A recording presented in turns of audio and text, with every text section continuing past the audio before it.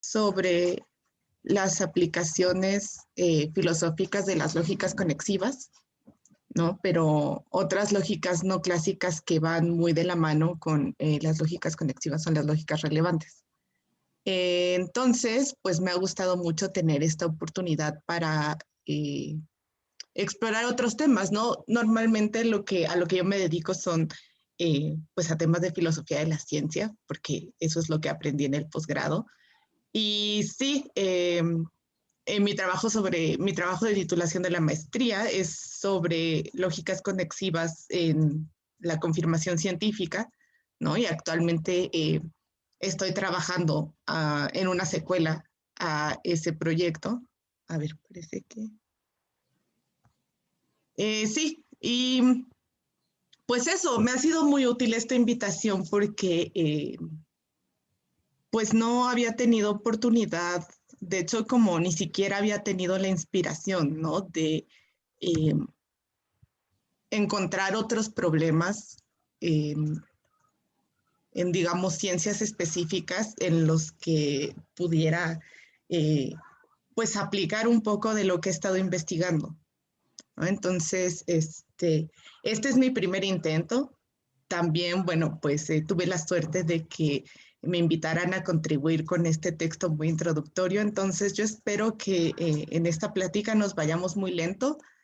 Eh, Pueden interrumpirme en cualquier momento si algo no queda claro. Solo prefiero que me interrumpan groseramente activando su micrófono porque no suelo ver el chat, ¿no? Como que ya es demasiado para mí, como entre las diapositivas y entre estar hablando. Entonces, pueden interrumpirme si alguien, pues, si alguien usa el chat, espero que alguien más esté al pendiente y me avise. Y pues sí, eso, ¿no? Cualquier tipo de preguntas, dudas y aclaraciones, si quieren esperar al final, pues también. Y pues, déjenme ver ahora sí si les puedo compartir la pantalla. Uh, listo, ok, ¿sí? Sí, muy bien. Déjenme encontrar, aquí está la pantalla completa y déjenme encontrar mis controles. Ok, perfecto. Entonces, pues sí, ahora ya, podemos empezar con lo bueno. Eh, ok, entonces, como se vio en el título de la plática, yo les voy a hablar sobre la pertinencia filosófica del problema del marco. Y la selección de título pues está basada en que el problema del marco ha sido algo que se ha discutido de manera muy aislada, ¿no? Por un lado está toda la discusión técnica en el campo de la inteligencia artificial basada en lógica, y por otro lado está como el impacto que tuvieron digamos, las reinterpretaciones filosóficas de este problema muy técnico en la filosofía, ¿no? Que como vamos a ver más adelante, es todo un debate si podemos identificar estos dos problemas o no, ¿no? Entonces, sí, quiero continuar un poco esa línea, quiero mostrarles aquí como una introducción desde justo desde la formulación del problema original hasta cómo se fue reinterpretando. También hay un breve intermedio, ¿no? De cómo, pues, investigadores del área de la inteligencia artificial que se han atrevido, ¿no? A sacar conclusiones filosóficas basadas en sus investigaciones acerca del problema del marco. Y si nos da tiempo, ¿no? Porque esto es muy ambicioso, creo que es la plática más ambiciosa que he dado hasta el momento. Podemos ver un poco más acerca de mis planes, ¿no? Como parte de mi proyecto de investigación. Entonces, pues vamos por partes y vamos a empezar con la introducción al problema del marco original, ¿no? Entonces, el problema del marco original o literal es un problema que surge en un sistema de representación de razonamiento, en un sistema formal para representar el razonamiento muy específico, que es el cálculo de situaciones, que básicamente es una extensión de la lógica de primer orden para que podamos hablar de acciones y de causas y de efectos, ¿no? Entonces, para entender de qué se trata el problema del marco literal, tenemos que definir los conceptos básicos del cálculo de situaciones. Entonces, vamos a definir qué es una situación, qué es un estado, qué es una acción, qué es un término fluido, y dos términos especiales que son el predicado holds y el otro es el predicado results, que no añadí en esta diapositiva, pero que va a salir un poquito más adelante. Entonces, los términos generales, tenemos que una situación es una rebanada espaciotemporal del mundo, ¿no? Entonces, además son rebanadas espaciotemporales muy específicas, ¿no? Por ejemplo, esta situación en la que yo estoy aquí frente a mi computadora, dando una plática en el comedor de mi casa, a las 6:12 de la tarde, es una rebanada espaciotemporal del mundo. Puede ser tan específica o tan amplia como yo quiera. Después, subiendo la escala de generalidad, tenemos que los estados son colecciones de situaciones, ¿no? Entonces, por ejemplo, el estado dar una plática a través del Zoom es una colección que admite de muchas variaciones, ¿no? O sea, por ejemplo, está esta rebanada espaciotemporal que soy yo dando esta plática, pero también están las rebanadas espaciotemporales de mí dando pláticas el semestre pasado, de las pláticas que daré en el futuro y esta clase de cosas, ¿no? Entonces, justo como lo que vamos a hacer es agarrar como una propiedad común y vamos a meter en esta colección todas las situaciones, todas las rebanadas espaciotemporales que satisfagan esta propiedad que hemos seleccionado.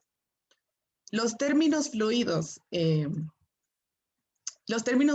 es la categoría general a la que pertenecen los estados, ¿no? Como todavía no he entendido muy bien, pero vamos a tomar como los estados como un término fluido porque son una propiedad de las situaciones, digamos, o sea, es como el criterio con el que vamos a categorizar nuestras situaciones, pero las propiedades de objetos, las propiedades de los objetos que están en una situación, por ejemplo, también son un término fluido porque en general son términos cuyo referente va a variar a través del tiempo, ¿no? Entonces, por ejemplo, tener 30 años es una propiedad que aplicamos a los objetos que están en las situaciones, a las personas como objetos dentro de una situación, y la extensión de esta colección va a variar a través del tiempo.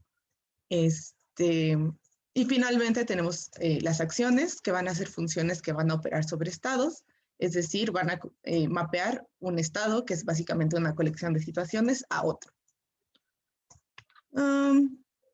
Y aquí están los dos términos especiales, ¿no? Primero les dije que este término que omití es la función result. Es especial porque va a ser una función que opera directamente sobre situaciones y no sobre estados.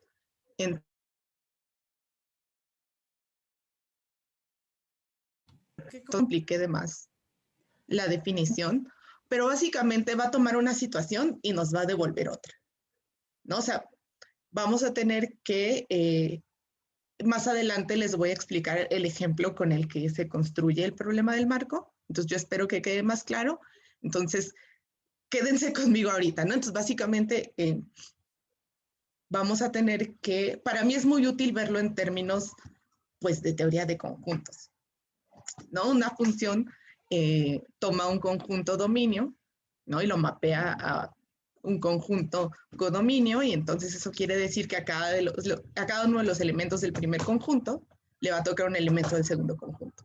Entonces, aquí nuestros conjuntos son estados. Entonces, vamos a agarrar una situación del estado 1 y vamos a preguntar cuál es la situación en el estado 2 que le corresponde, ¿no? Entonces, results nos va a responder esa pregunta. Para cada situación del estado 1, nos va a devolver una situación del estado 2 que le corresponde. Ok. Y finalmente, tenemos el predicado holds o true, que también es especial porque relaciona términos fluidos con situaciones, ¿no? Habíamos quedado que el resto de las acciones van a relacionar un estado con otro, entonces este va a relacionar estados y situaciones. Entonces, igual en estos términos de responder una pregunta, Lo que holds nos responde es si una situación pertenece a un estado, ¿no? Entonces, si yo digo holds situación 1, estado 1, la respuesta va a ser verdadero o falso, según sea el caso de si yo puedo encontrar esa situación en ese estado. Y ya, creo que es bastante sencillo. Sí, digamos, sí cuesta trabajo porque no sé qué tan adecuado sea recurrir a la teoría de conjuntos, ¿no? Pero creo que al menos para darnos una idea más intuitiva de lo que estamos haciendo funciona bastante bien. Entonces, ya con estos términos generales, que espero que se aclaren todavía más ahorita, podemos empezar a construir como el ejemplo paradigmático con el que, tipificamos el problema del marco literal, ¿no? Entonces, imagínense que tenemos dos estados, Clear Block A y Clear Block B. Y cada uno de estos estados representa una colección de situaciones, ¿no? O sea, Clear Block A es una colección de situaciones en las que existe un bloque llamado Block A que está libre de obstáculos y Clear Block B pues es lo mismo, pero para otro bloque que llamamos Block B y que también está libre de obstáculos. Entonces, si los primeros dos postulados de nuestra teoría son que es verdad que en la situación 0 hay un bloque A que está libre de obstáculos y también es verdad que en la situación 0 hay un bloque B que está libre de obstáculos, entonces tendremos inmediatamente que la situación 0 de hecho pertenece a tres estados distintos. Pertenece a la colección de estados donde el bloque A está libre de obstáculos, a la colección de situaciones en las que el bloque B está libre de obstáculos, pero también a la intersección de ambas, ¿no? O sea, en esta situación tenemos el bloque A, el bloque B y ambos están libres de obstáculos. En nuestra teoría vamos a tener también la acción put on, block A, block B, que básicamente lo que dice es poner el bloque A encima del B, entonces opera en el estado tener dos bloques libres de obstáculos y lo mapea al estado tener el bloque A encima del bloque B, ¿no? Y pues dado que tenemos que por definición en nuestra acción mapea el estado tener clear block A y clear block B al estado on block A, block B, entonces también podemos aplicar nuestra función results, ¿no? Podemos preguntarnos si hay una situación que corresponde, que se encuentra en la colección. Sí, no, una situación que es el resultado de colocar el bloque A encima del bloque B, ¿no? Entonces, a la situación inicial S0 le corresponde una situación que es el resultado de aplicar put on block A, block B sobre S0 específicamente. Y además, también podemos expresar que esta nueva situación, ¿no? la situación que resulta de aplicar put on sobre S0, está en la colección de situaciones donde el bloque A está encima del bloque B. Entonces, las consecuencias inmediatas de nuestra teoría en el cálculo de situaciones van a ser esas dos, ¿no? Vamos a tener que una situación que resulta de aplicar la acción, la única acción en nuestra teoría, y la capacidad de expresar que esta nueva acción está en una colección en la que ese cero no estaba. Y entonces, este es como el antecedente, ¿no? O sea, esto es como una probadita de la clase de construcciones formales que podemos hacer con la teoría con el cálculo de situaciones, todo muy bien hasta ahorita, porque pues tenemos un bloque encima del otro, podemos decir que pasamos de la situación 0 a la situación 1, podemos decir que es cierto que la situación 1 pertenece a la colección de situaciones donde el bloque está encima del bloque B, todo muy bien. Pero entonces, ¿no? Vamos a aumentar nuestra teoría con el enunciado holds S0, red block A, que básicamente nos dice que en S0 el bloque A es rojo. Y lo que resulta inmediatamente problemático acerca del cálculo de situaciones es que esta teoría, como la tenemos, no nos va a decir algo que es muy de sentido común, que es que el bloque que en S0 ya era rojo, en S1 va a seguir siendo rojo.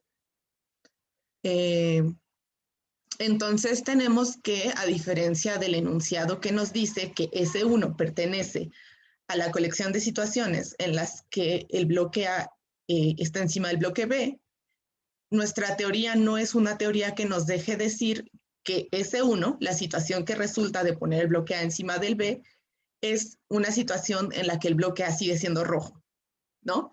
Entonces, para hacer esto, tenemos que añadir otro enunciado a nuestra teoría. Lo que tenemos que hacer es especificar que si nuestra situación es tal que el bloque A era rojo, entonces, en las situaciones que resulten de aplicar una acción, en este caso es muy específico, ¿no? Pero sí, estos enunciados sí permiten cierto grado de generalidad, ¿no? Entonces sí podríamos decir, yo puse como el caso más pertinente, pero podríamos decir que en general, si en una situación un objeto es de un color, entonces cierta clase de acciones no van a afectar la pertenencia de la situación 0 a la colección de situaciones donde el objeto es de X color, ¿no? En este caso, que el principio específico que queremos es que si en ese 0 el bloque ya era rojo, entonces en la situación que resulta de aplicar la acción de apilar bloques, nuestro bloque va a seguir siendo rojo. Este tipo de enunciados reciben un nombre particular que es axiomas del marco, ¿no? Y entonces, como la función fundamental de estos enunciados es precisamente decirnos qué estados no son modificados por una acción. Y pues, ¿cuál es el problema? ¿No? Entonces, si ya tenemos una solución para decir en nuestra teoría que el bloque sigue siendo rojo, realmente parece que no hay de qué preocuparnos. La cosa es que pues estamos hablando de una situación muy sencilla, ¿no? Y de una teoría que involucra solo una acción y un par de estados.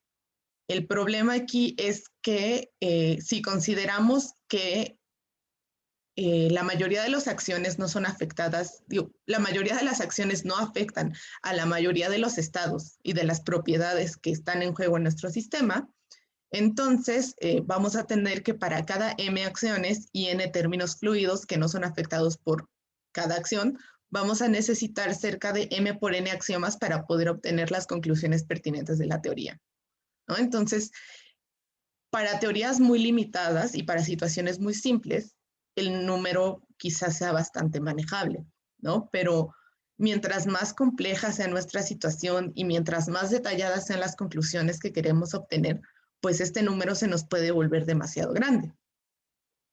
En particular, se han identificado estas 4 objeciones como muy puntuales al problema de tener tantos axiomas del marco, ¿no? El primero es que leer, escribir y almacenar, en general, mantener actualizada la lista de axiomas del marco nos va a consumir demasiados recursos, ¿no? En segundo lugar, resulta poco elegante tener una teoría formal que haga uso de esta herramienta como un poco ad hoc, ¿no? Que solo tengamos que meter axiomas del marco para todo lo que nos está saliendo mal, además de que es contraintuitivo, ¿no? Esta objeción quizá no sea tan fuerte para aquellas personas que piensan que la meta de la inteligencia artificial no es tanto adecuarse a nuestras intuiciones como es resolver problemas y dar resultados, pero lo que pasa es que sí, o sea, como si comparamos el formalismo que estamos proponiendo con, por ejemplo, nuestro propio proceso, ¿no? Nos vamos a encontrar que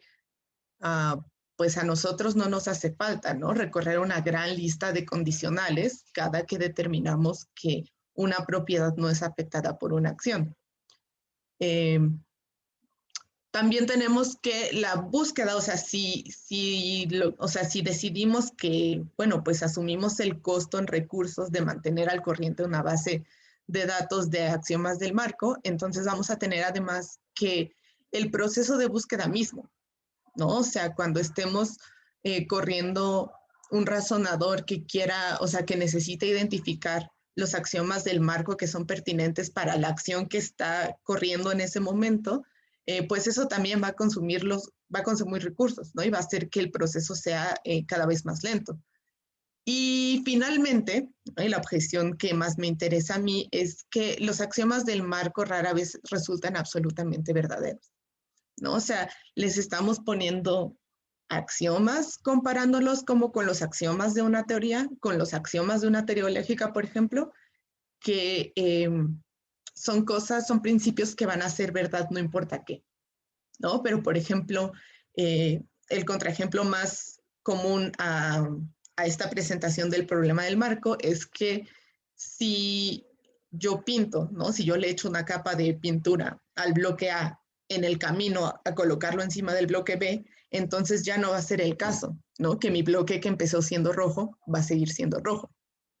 Entonces, sí, también es un problema como el nivel de detalle, ¿no? O sea, como dado que tienen forma condicional nuestros axiomas del marco, parece que la única manera de que realmente sean axiomas y de que realmente sean verdaderos, no importa qué, es complicando demasiado el antecedente, ¿no? O sea, si mi bloque es rojo y no pasa algo, o sea, no me caigo en una cubeta de pintura, no pasa alguien y lo grafitea, no le cae cloro, entonces seguirá siendo rojo después de que lo ponga encima de otro bloque.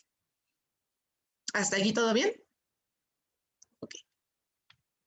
Entonces, ya con eso tenemos la caracterización del problema del marco literal, ¿no? O sea, el problema del marco más original y la primera formulación es esa. Tenemos este formalismo, que la única manera en la que nos permite resolver este problema es metiendo una lista increíblemente grande de condicionales, ¿no? Debe de haber una mejor manera, tan solo porque esa no es la manera en la que lo hacemos nosotros, ¿no? Y la manera en la que lo estamos haciendo, además de que se ve feíta, está consumiendo demasiados recursos y le está llamando axiomas a enunciados que tienen claros contraejemplos.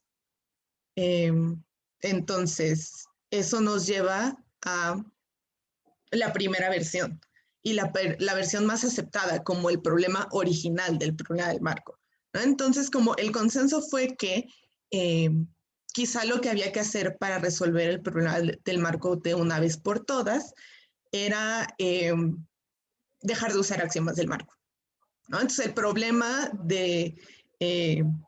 justo el problema de resolver la cantidad de axiomas del marco, ¿no? Donde los primeros enfoques que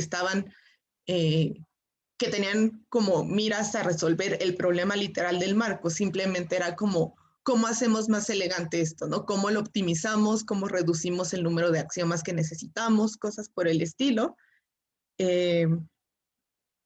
Entonces, bueno, podemos generalizarlo un poco más y mejor, digamos, cómo hacemos esto mejor, ¿no? O sea, cómo podemos expresar que ciertas propiedades permanecen a través del tiempo sin usar problemas del marco en general. Y entonces tenemos que este señor Murray Shanahan tiene un libro y es el autor del texto que le sugerí que leyeran. Y entonces lo que él hace es describir el problema del marco original como el reto de formalizar este principio o regla general o ley del sentido común, como le llama, que es que una acción no afectará alguna propiedad de la situación a menos que exista evidencia que apoye la conclusión contraria, ¿no? Entonces parece que de un modo un poco impreciso, creo yo, ¿no? Es que lo que él dice es que la mejor manera, ¿no?, de reconstruir formalmente la permanencia de ciertas propiedades a través del tiempo es que vamos a asumir que permanecen a menos que tengamos evidencia de lo contrario. Yo digo un poco imprecisa porque, bueno, o sea, sigue siendo el caso que no siempre necesitamos nosotros evidencia de lo contrario para hacer afirmaciones de este tipo, ¿no? O sea, siento que hay una ligera diferencia entre decir, bueno, es que sé que mi bloque ya no es rojo porque en el camino me pasó esto o porque fui a verlo otra vez y ya no era rojo, a simplemente tener este conocimiento previo, ¿no? O sea, de que las cosas no van a ser distintas a menos que pase algo más, pero realmente no me tengo que esperar a que esa otra cosa pase. Pero bueno, creo que la idea, o sea, como idea general, pues parece un buen plan, ¿no? En lugar de enunciar cada uno de nuestros axiomas del marco, especificando individualmente que cada propiedad permanece después de ciertos tipos de acciones, solo tenemos un principio general que nos diga, bueno, para todas las acciones y para todos los términos fluidos, vale que los términos fluidos no van a ser afectados por una acción a menos que tengamos evidencia de que pasó lo contrario. Y pues sí, ¿no? Entonces, en la literatura de la inteligencia artificial, lo que se considera el problema del marco original es algo así, ¿no? Como el problema de expresar la permanencia de ciertas propiedades a través del tiempo sin usar axiomas del marco. Entonces, lo siguiente que sucedió es que salió a la luz un problema dual, ¿no? Entonces, resulta que también es muy problemático expresar todas y solo aquellas cosas que han cambiado como resultado de una acción. Especialmente, no lo pongo aquí, pero este problema tiene una extensión muy interesante, que es el problema de la ramificación, ¿no? Entonces, si además tienes que ciertos cambios pueden hacer que los efectos inicien su propia cadena causal, ¿no? Va a ser todavía más complicado describir todas y solo aquellas cosas que cambiaron, ¿no? Como en este caso, el ejemplo que leí fue como si tengo un periódico en mi mano, pero lo dejo encima del aire acondicionado o del ventilador de mi oficina, entonces habrá cambiado que mi mano ahora está libre, ¿no? Pero también van a cambiar las condiciones en la oficina. Por ejemplo, ya no va a estar tan ventilada, va a empezar a hacer calor, porque no solo el periódico cambió de lugar y mi mano está libre ahora, sino que puede ser que esté bloqueando las ventilas del aire acondicionado con el periódico y eso ocasione que el aire empiece a dejar de fluir, ¿no? Y cambien las condiciones de temperatura de mi oficina. Y si cambian las condiciones de temperatura, pues voy a empezar a sudar. Y si empiezo a sudar, se me va a correr el maquillaje. Y si se me corre el maquillaje, voy a tener que ir al baño, etcétera. Es difícil por razones distintas a las del problema del marco, pero también es muy peculiar que pues sea exactamente el dual, ¿no? O sea, si tomamos que el problema del marco es un problema de permanencia, este es el problema del cambio y se complementan bastante bien. Entonces, parte de la literatura ha decidido tomarlos juntos, ¿no? Entonces, a este problema le llamamos el problema de la proyección temporal hacia el futuro. Entonces, pues claro, ¿no? La siguiente extensión obvia de este problema es que si hay proyección hacia el futuro, debe de haber proyección temporal hacia el pasado. Y entonces resulta que aquí también tenemos dos problemas distintos. El primero es el problema computacional de las explicaciones. Ahorita vamos a ver por qué es computacional. Y si tomamos una explicación como una proyección hacia el pasado, ¿no? O sea, como de un estado presente hacia el pasado, para encontrar la causa de un efecto inesperado, ¿no? Como la acción de ofrecer una explicación, ¿no? Es decir, es encontrar razones en el pasado para explicar lo que estamos experimentando ahora.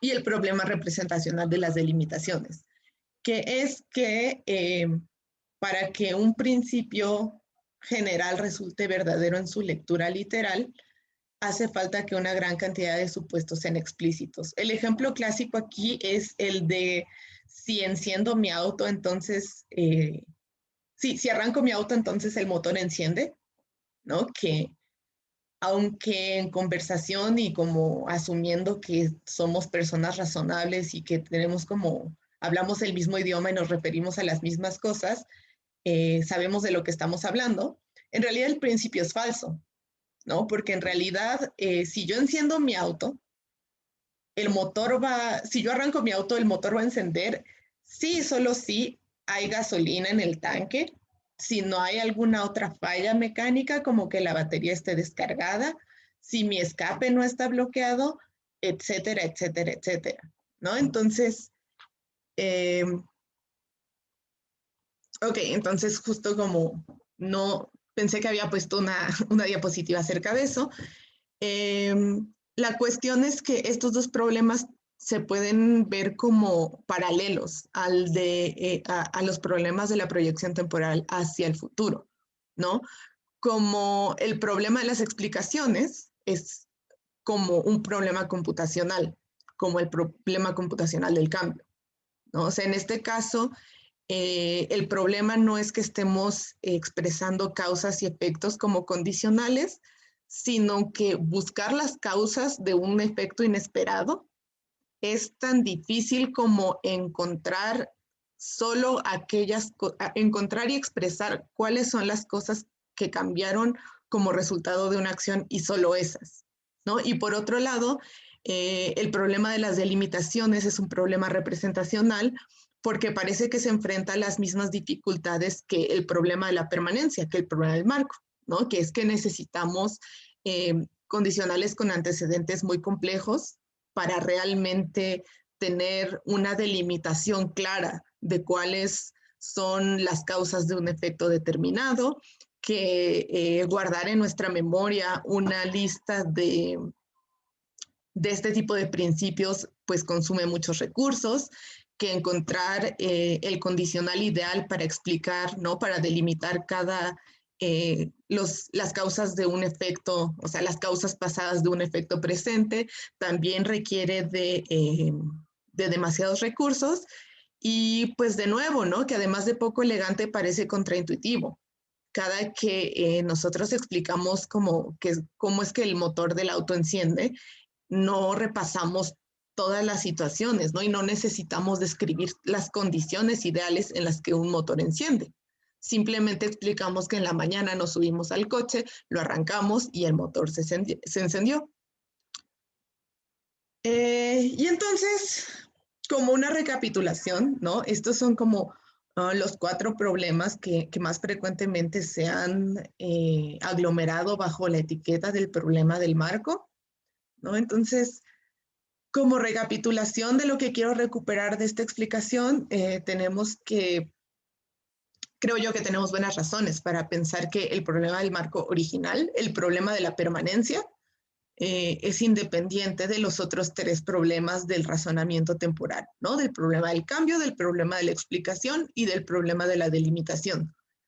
Sin embargo, creo que aceptar que no son el mismo problema y que realmente son demasiado distintos como para que todos caigan bajo la etiqueta de problema del marco, no es razón para pensar que ya no podemos argumentar que la mejor manera de resolver tanto el problema del marco como los demás problemas consiste en tomarlos en conjunto, ¿no? Que realmente lo que hay que hacer no es ir resolviendo cada problema por separado, sino más bien justo admitir que estos 4 problemas son simplemente problemas que cualquier teoría general de razonamiento temporal debería de resolver.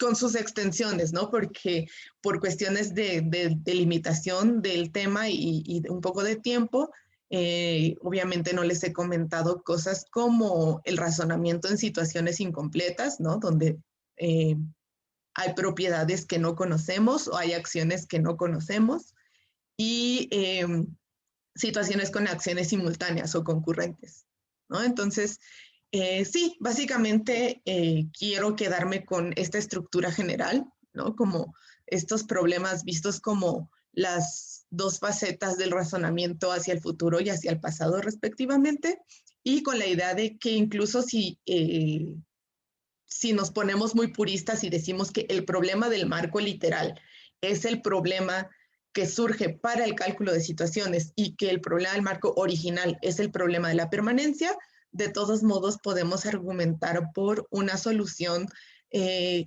uniforme para los 4 problemas del razonamiento temporal. Y, ok, entonces esa es la parte técnica, ¿no?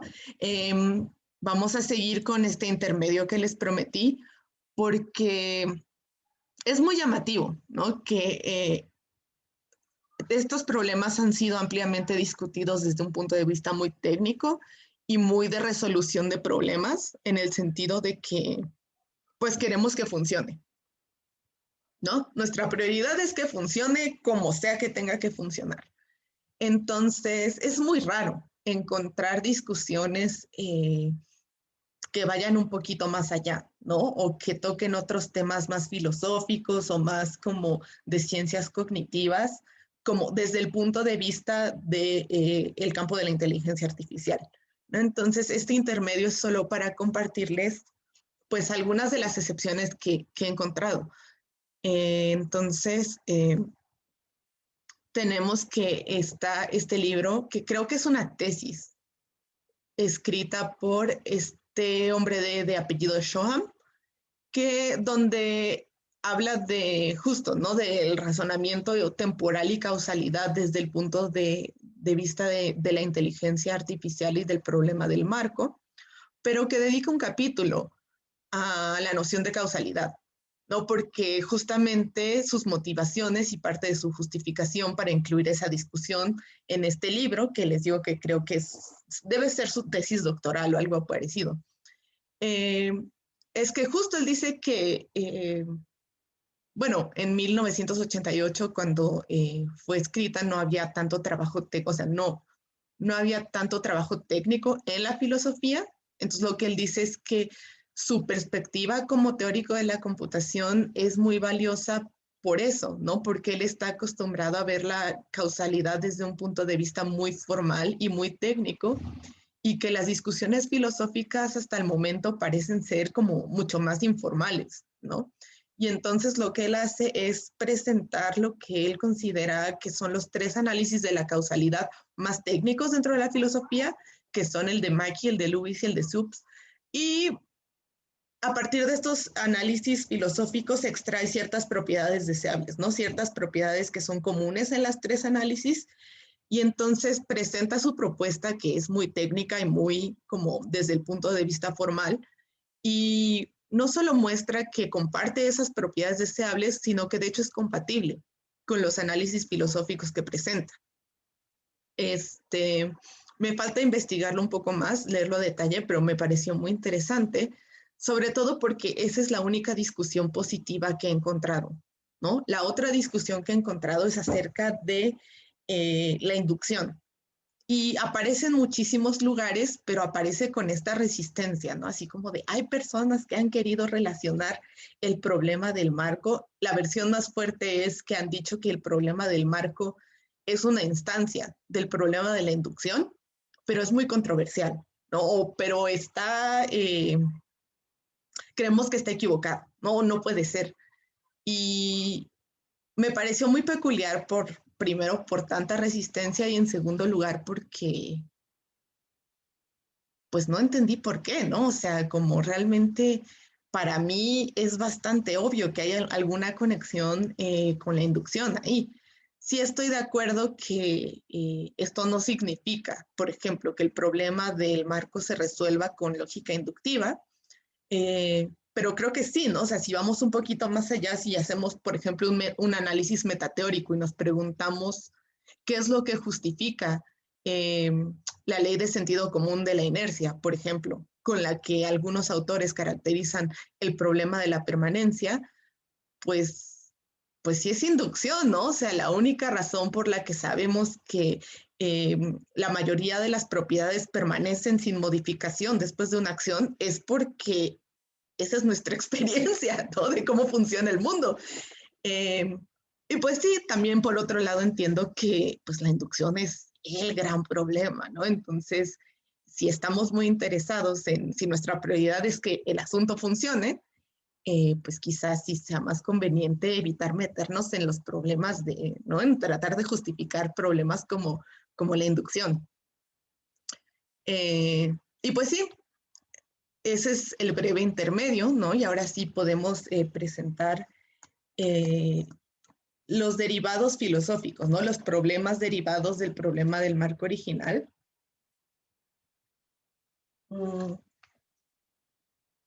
Que aquí vamos a ver dos, ¿no? Uno es el problema epistémico y el otro es el problema ontológico. Entonces tenemos que Dennett y Fodor, ¿no? Son los que más han escrito acerca del tema y está muy padre, ¿no? Porque hacen experimentos mentales muy amigables con el lector.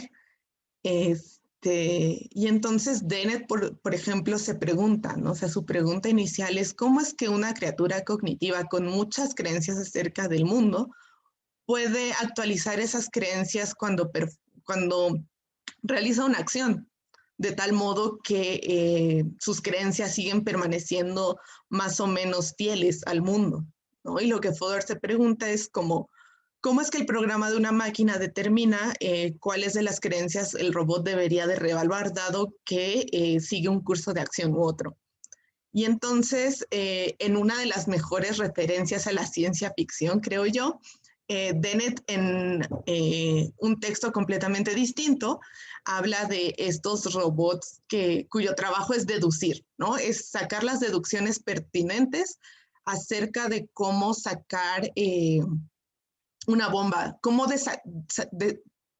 desactivar y sacar una bomba que está a punto de explotar en un cuarto. Entonces, lo que él dice es que, bueno, pues tanto R1D1 y R2D2 fallan estrepitosamente, ¿no? R1D1 porque se distrae pensando evaluando todas las implicaciones, ¿no? Todas las consecuencias de sus acciones. Entonces se distrae pensando que si su acción de desactivar la bomba va a afectar el color de las paredes del cuarto o no, ¿no? Y entonces a R2D1 lo que le dicen es que solo se concentre en las inferencias pertinentes, ¿no? Las inferencias relevantes para la misión que le han dado, que es desactivar la bomba que está en el cuarto. Y entonces lo que Dennett dice es que este robot se distrae evaluando si la inferencia que lo lleva a pensar que desactivar la bomba si va a alterar o no el color de las paredes del cuarto es relevante o no, ¿no? Entonces, les digo que es la mejor referencia porque justo él dice que la meta de la inteligencia artificial es llegar a un robot que tenga las habilidades cognitivas y la perspicacia de R2D2, ¿no? O sea, porque en su artículo los nombres coinciden. R1D1 me parece que es Robot Deducer y R2D1 es Robot Relevant Deducer, creo, o algo así. Y pues sí, ¿no? Entonces la idea es que, como vamos a ver más adelante, las explicaciones basadas en la relevancia son muy truculentas, porque entonces sucede como a R2D1, ¿no? O sea, se va a quedar distraído evaluando si cierta inferencia es pertinente o no para la misión que le han dado. Y entonces también algo que pasa que es muy peculiar es eso, ¿no? Que autores como que están investigando desde la perspectiva de la inteligencia artificial, lo que nos dicen, bueno, o sea, es que los filósofos se reapropiaron del tema, ¿no? Y entonces empezaron a hacerse estas preguntas que están solo tangencialmente relacionadas con el problema del marco técnico que a nosotros nos interesa. Y pues no, o sea, yo sí no sé si estoy de acuerdo porque así que digas tangencial, no es, ¿no? O sea, porque precisamente, ¿no? Estábamos hablando de que el problema técnico del cambio es acerca de la dificultad de encontrar y expresar todas y solo aquellas cosas que cambiaron como producto de una acción, ¿no? Y entonces parece que parte del problema es justo eso, que si tenemos una gran lista de efectos y estos efectos a veces tienen sus propias consecuencias, ¿no? Entonces, quizá estábamos malgastando recursos, ¿no? Haciendo que nuestros robots o esperando que nuestros agentes pues repasen toda esta lista, ¿no? Y tengan que evaluar elemento por elemento, si es pertinente o no a la misión o al objetivo que están cumpliendo. Entonces, es muy interesante, ¿no? O sea, como creo que si hay espacio para decir que sin duda, o sea, como filósofos a veces nos preocupamos demasiado por los detalles, pero creo que sí es un poco apresurado, ¿no? O sea, descartar este tipo de problemas como irrelevantes o solo de interés tangencial para el campo de la inteligencia artificial, que fue el campo que nos dio el problema original. Y entonces la respuesta general o sea, que uno encuentra en la literatura acerca del problema es como la estrategia del perro dormido, ¿no? Que básicamente es como si el perro está dormido, ¿para qué lo despiertas? Y simplemente es el acuerdo que, pues eso, ¿no? Que no hay ninguna expectativa de actualizar toda la estructura de creencias cada que sucede un cambio. Solo hay las partes que necesitan cambio se cambian y pues las otras pues, se quedan como estaban. Y pues la eterna pregunta es, bueno, sí, pero ¿cómo? ¿No? O sea, está bien, yo también creo que hay que dejar que los perros dormidos duerman, pero ¿cómo? ¿No? O sea, ¿cómo sé qué perros despertar y qué perros no despertar? Eh, Fodor también hace esta analogía muy bonita que dice que esta es la versión ingenieril del problema de Hamlet, ¿no? O sea, ¿cómo le hacemos saber a un robot que ya tiene que dejar de pensar? Entonces la respuesta es, bueno, apelamos a un principio de relevancia. Y pues ahí se acaba la conversación, ¿no? Porque los filósofos ya han tenido como sus propias experiencias con los principios de relevancia, los mismos investigadores de inteligencia artificial han tenido como sus experiencias, ¿no? Porque el problema general parece ser, bueno, ¿cómo determinamos qué es relevante para qué? ¿No? Es un poco un complemento al problema de la ramificación, ¿no? Entonces, como si los efectos pueden iniciar como cadenas causales propias, ¿no? Entonces, pues parece que si tenemos un efecto y estamos tratando de explicar todo lo que es relevante a ese efecto, pues podemos llegar muy, muy lejos. Y entonces, ese es el problema epistémico, ¿no? Básicamente lo podemos resumir como cómo le decimos al robot no solo cuándo dejar de pensar, sino en qué cosas debería de estarse concentrando. Y por otro lado, pues Fodor se hizo la siguiente pregunta, ¿no? Que es como aceptando que la ley del sentido común de la inercia funciona bajo el supuesto de que la mayoría de las propiedades no son afectadas por la mayoría de las acciones, ¿qué significa la mayoría de las propiedades? Y entonces lo que él hace para ejemplificar su preocupación es construir este nuevo predicado Fridtjon, ¿no? Entonces, una propiedad, no es una propiedad, es una partícula, disculpen ustedes. Una partícula se define como un Fridtjon si en un tiempo t, si para ese t, la partícula existe y el refrigerador de Fodor está encendido, ¿no? Y entonces, si admitimos esta propiedad en nuestra teoría, parece que el simple hecho de encender y apagar el refrigerador de Fodor acarrea un número sustancial de cambios en el mundo, ¿no? O sea, cada que Fodor prende su refrigerador, pues se materializa un nuevo tipo de partículas, ¿no? Y cada que lo apaga desaparecen. Y pues la respuesta usual, la respuesta inmediata, la respuesta pues un poco cansada, ¿no? Como de la gente que solo quiere resolver problemas, es, pues los representamos, ¿no? O sea, como los axiomas del marco nos dan para representar todo tipo de propiedades, por más exóticas y absurdas que puedan parecer, y si no, pues seguro, o sea, cae bajo la aplicación de la ley del sentido común, ¿no? O sea, está muy raro, ¿no? Pero pues sí, o sea, asumiremos que no existen los Fridtjons a menos que Jerry Fodor decida prender su refrigerador, en fin. Y pues a Occam no le gusta esto, ¿no? Porque, pues sí, o sea, nadie ha puesto en duda, aunque es un poco sospechoso, ¿no? O sea, como si la preservación de recursos, ¿no? O sea, si no malgastar recursos es algo que te importa, no es claro por qué querrías admitir estas propiedades tan extrañas en tu ontología, ¿no? Nadie está poniendo en cuestión que puedas representarlas o no. Simplemente es como, ¿pero por qué? ¿No? O sea, si es claro que es un predicado artificial, que no sirve para gran cosa, o sea, solo podemos multiplicar efectos pues, al absurdo y ¿para qué querríamos algo así? Eso y pues los filósofos, particularmente los filósofos de la ciencia, ya tenemos experiencia, ¿no? O sea, porque tenemos el espectro de Goodman con este infame predicado Versul, que nos mostró precisamente eso, ¿no? Que un supuesto para o sea, para el funcionamiento de nuestras mejores teorías acerca del razonamiento inductivo era que pues éramos capaces de delimitar el conjunto correcto de propiedades, ¿no? De predicados para las teorías científicas, por ejemplo.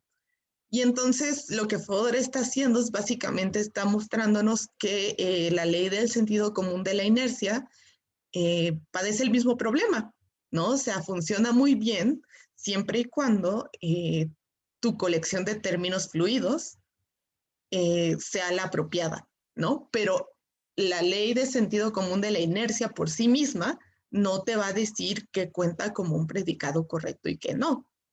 Entonces,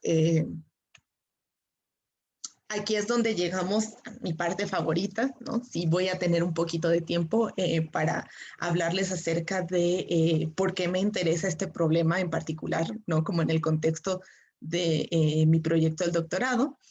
Y es que, pues sí, creo que justo la lógica relevante, la relevancia lógica tiene cosas que ofrecer aquí, ¿no? Entonces vamos a comenzar como en términos generales, qué es lo que estoy esperando de eh, justo lo que puede aportar la relevancia lógica. Y es que a mí sí me gustaría ver una solución uniforme a todos los problemas que pertenecen a la familia del problema del marco, ¿no? Técnicos y filosóficos. Eh, y justo estoy conforme con que la solución a todos los problemas sea una solución lógica, pero sí creo que pues es muy atrevido y sí, o sea, es un poco exagerado, ¿no? Decir que absolutamente todos los problemas que pertenecen a esta familia tienen exactamente la misma solución lógica, ¿no? Porque obviamente, como el título de la sección lo dice, ¿no? O sea, yo estoy abogando a favor de la relevancia lógica y si creyera que todos los problemas que hemos bautizado en algún momento u otro como el problema del marco, eh, tienen una solución lógica y esa solución es la relevancia, entonces estaría ignorando y desechando muy groseramente una cantidad sustancial de trabajo que ya se ha hecho, ¿no? O sea, en términos de resolver los problemas técnicos del razonamiento temporal, hay una cantidad impresionante de trabajo muy interesante que se ha hecho que está basada casi toda o sea, o mucha de la que se considera como más prometedora y mucha de la que se refina como desde que se empezó a discutir del problema hasta nuestros días, son teorías no monotónicas, ¿no? Del razonamiento temporal. Y yo de hecho creo que está bien. Creo que justo como este, como la solución lógica a esta parte del problema del marco, el problema de la pertenencia, digo, el problema de la permanencia probablemente es no monotónica, ¿no? Eh, lo que no veo es cómo estas soluciones, que son soluciones perfectamente buenas para los problemas técnicos del razonamiento temporal, resuelven problemas como los que Dennett y Fodor han descrito, ¿no? Además, como ya les había comentado un poco, a mí me parece que justo, o sea, esto no es solo una cosa de interés filosófico, ¿no? Esto no es solo de interés, o sea, no solo relevante en un sentido sustancial, en un sentido fuerte para la gente de las ciencias cognitivas. Creo que los derivados de Dennett y Fodor son pertinentes para el desarrollo de la inteligencia artificial, al menos la basada en la lógica, incluso cuando no estamos tratando de preservar las intuiciones de cómo llevamos a cabo el razonamiento humano, ¿no? Y pues sí, justo como creo que aquí viene el trago amargo, que es mi diagnóstico de por qué la no monotonicidad no lo puede hacer todo.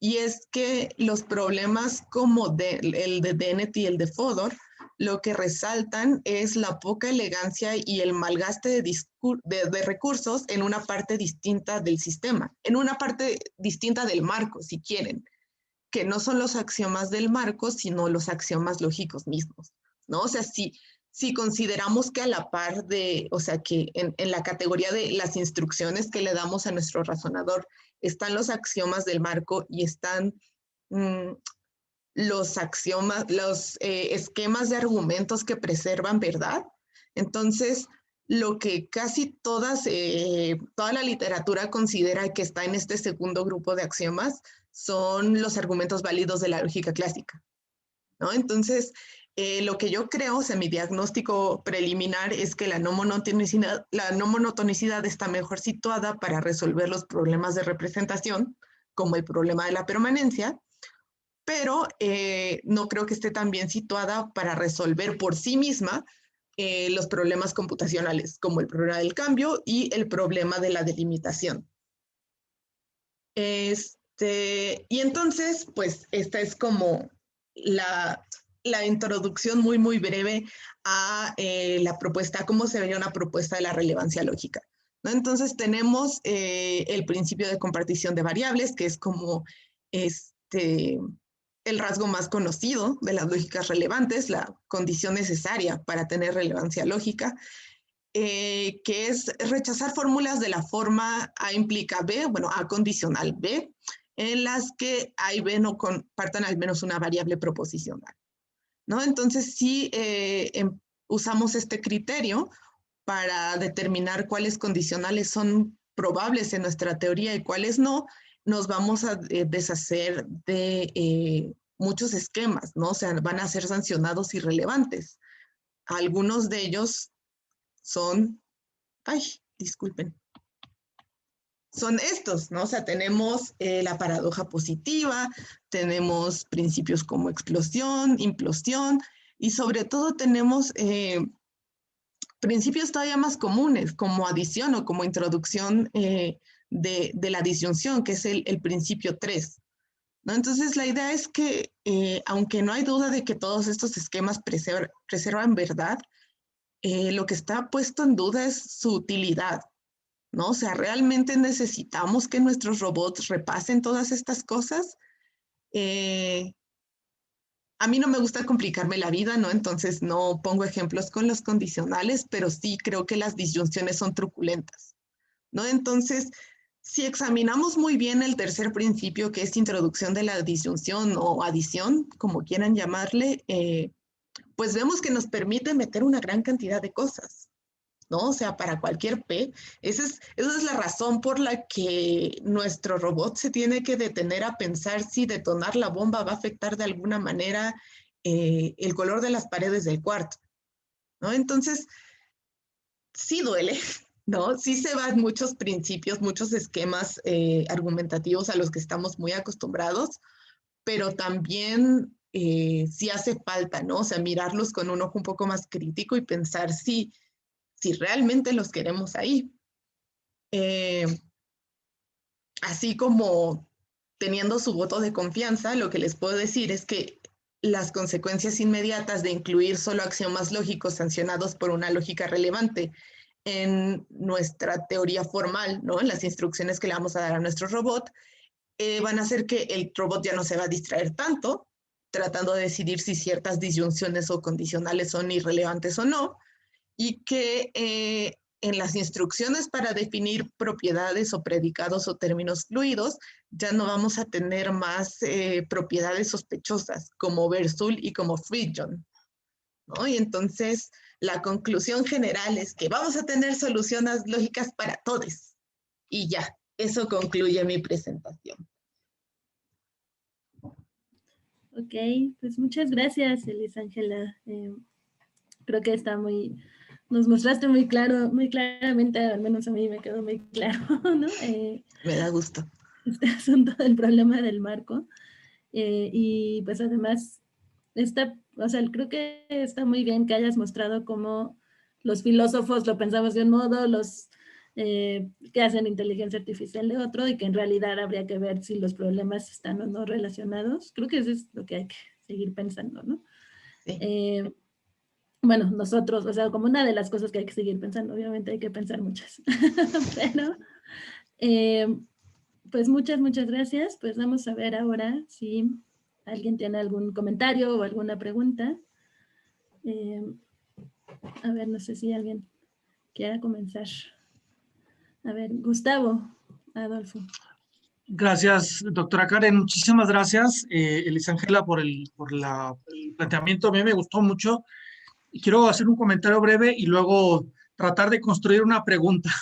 Okay. Entonces, a ver si sale, ¿no? Mira, yo la verdad es que cuando iniciabas la exposición, bueno, hace un tiempo hice una teoría, un trabajo sobre las metáforas cognitivas y la verdad es que me vino rápido a la mente el tema de la transposición de dominios, me vino a la mente y el caso que más encontré fue, por ejemplo, cómo solemos nombrar o cómo hemos nombrado, por ejemplo, piloto viene de la cuestión naval y hoy en día pensamos también, por ejemplo, para el tema de los pilotos de avión. Y la verdad es que, digamos, esta transposición de dominios en el que el piloto de avión resuelve, o se le llama así para resolver el problema, nadie lo vio como un problema porque simple y sencillamente había que recuperar un concepto para explicar cómo iba a llamársele a quien iba a pilotar un avión. Y es decir, no hubo ninguna complicación lógica ni semántica porque había que resolver otro tipo de circunstancias, ¿no? El tema de si se iba a mantener estable y demás. Bueno, esto me conecta o quiero conectarlo con el segundo tema, que este experimento de Dennett que comentas, el de los robots, yo no quiero sugerir nada, pero me sonó mucho de Isaac Asimov, que se llama Círculo Vicioso, que es como por lo menos de 30 años antes. Yo no quiero decir quién fue la fuente, es decir, si Dennett lo citó o no, pero acá el tema de ese cuento es justamente un robot al que se le manda, están en Mercurio, en este planeta Mercurio, se le manda recuperar unas ciertas, un mineral que requieren para despegar de Mercurio, pero dadas las tres axiomas estos clásicos que conocemos ya muy popularizados, el robot se ve en la situación, como solo tiene la tesis de trae el selenio, bueno, el mineral se ve en la imposibilidad de, ¿debo yo obtener el mineral o debo resguardar mi vida, ¿no? Bueno, mi vitalidad. Y entonces se queda el robot dando vueltas y no hay forma de resolverlo, pero como ya se les van a acabar todo esto, pues uno de los astronautas se mete en medio y el robot rompe la indeterminación para salvarlo, ¿no? O sea, estas tres axiomas juegan con ellas y entonces, digamos, lo salvan. Bueno, estos dos ejemplos los quería poner como marco de contexto porque yo que justamente en el problemas computacionales, un poco como lo decía Turing, bueno, desde Gödel, ¿no? De Gödel, el tema es que no se pueden resolver todos, no hay una determinación absoluta para todos los problemas lógicos y creo yo que la propuesta de Turing fue, pues quedémonos al menos con una especie como de pragmatismo computacional, ¿no? Hasta dónde están las consecuencias más alcanzables o hasta dónde están las situaciones más probables o al menos descansemos que gran parte de los problemas lógicos están justamente, lo que tú comentabas, en la estructuración de las tesis lógicas que les damos, ¿no? Es decir, habría que pensar, pienso yo, que el problema no es tanto de la parte computacional, sino más bien de quien dicta las normas, ¿no? En el primer caso que te comentaba el piloto, creo yo que no hay problema porque nadie lo hizo problemático. O sea, llamémosle piloto al de avión y al barco, ¿no? Nadie está preguntando si va a pilotar un avión o el de barco cuando va uno en un avión. Entonces creo que fue más, se resolvió muy fácil y en el otro caso, pues digamos, bueno, claro, el cuento termina muy curioso porque después de una serie de cosas vuelve a meterse un problema. Está muy padre el cuento igual y te puede servir de algo, pero ahí lo que queda claro es que es la variable humana, no sé si quepa decirlo.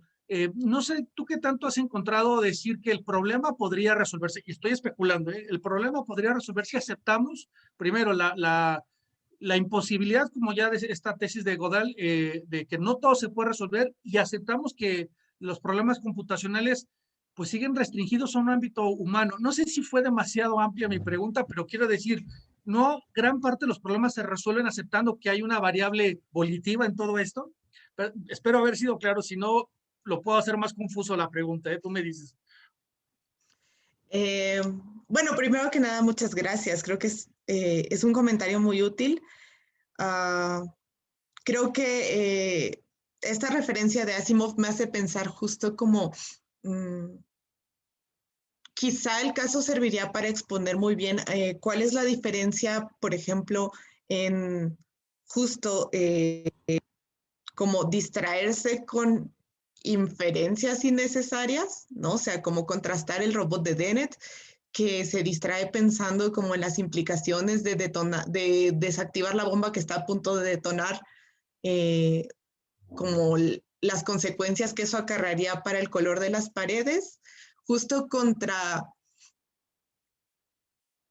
pues más bien un robot que no tiene información suficiente, ¿no? O sea, que le han dado instrucciones que no son suficientes para determinar un curso de acción claro, pero que en el momento en que sus circunstancias cambian, ¿no? Es capaz de, pues, hacer algo, ¿no? Y creo que eso, por ejemplo, eso quizá ayudaría a dejar muy claro eso, ¿no? De por qué creo que Okay. si bien todos los problemas pueden tener una solución uniforme en tanto que es lógica, sí se requieren como, o sea, como que sí está justo el problema de seguir un curso, de tener suficiente información para seguir un curso de acción y el problema de distraerse con detalles innecesarios.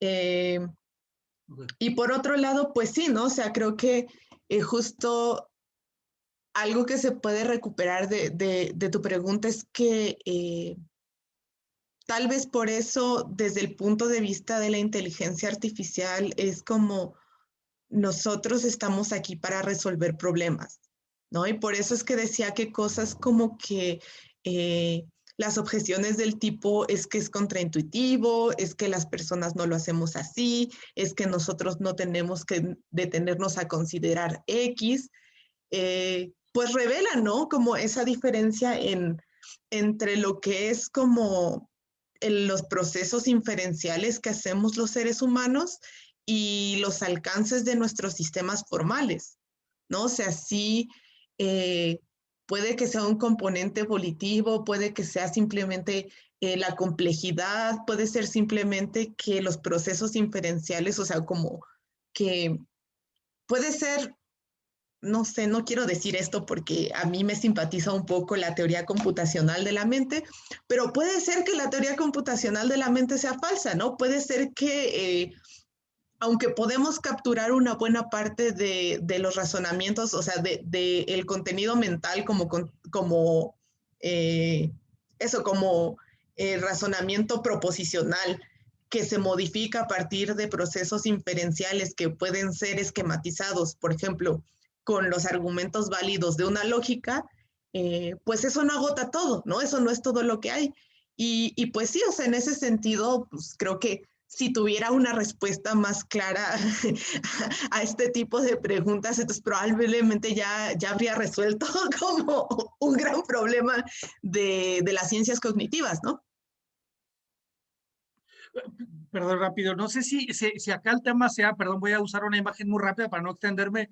No, yo veo el problema que lo que comienza al final, que gran parte del problema es suponer que deberíamos de entender un dominio a través de otro, la teoría computacional a través de la teoría de la mente. Es un poco como el papá que quiere que necesariamente el hijo se vista como él toda la vida, cuando en realidad deberíamos en algún... Yo creo que si liberáramos a la teoría de la mente, en fin, una de otra, quedará como modelo y no necesariamente como patrón de medida. ¿No crees tú que ese es el gran problema que tenemos, tratar de entender una cosa a través de la otra y querer hacerlos match? Esto que tú dices de, pues es que no es lo mismo, pues es que el papá no tiene por qué vestir al hijo de toda la vida igual. Perdón, ya cierro, ¿eh? No sé si...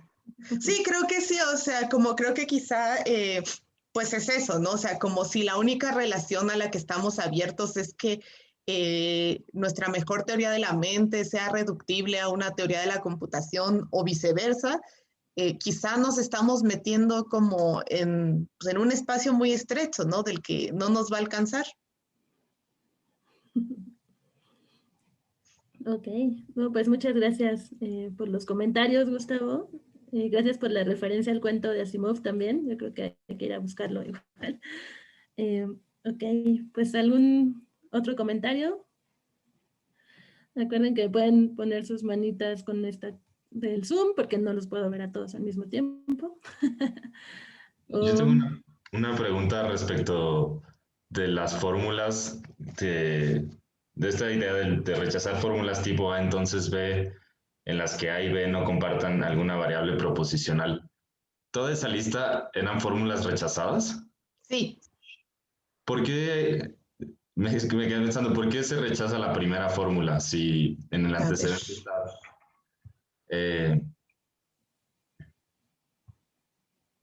A ver, espérame un momento, deja ver cómo...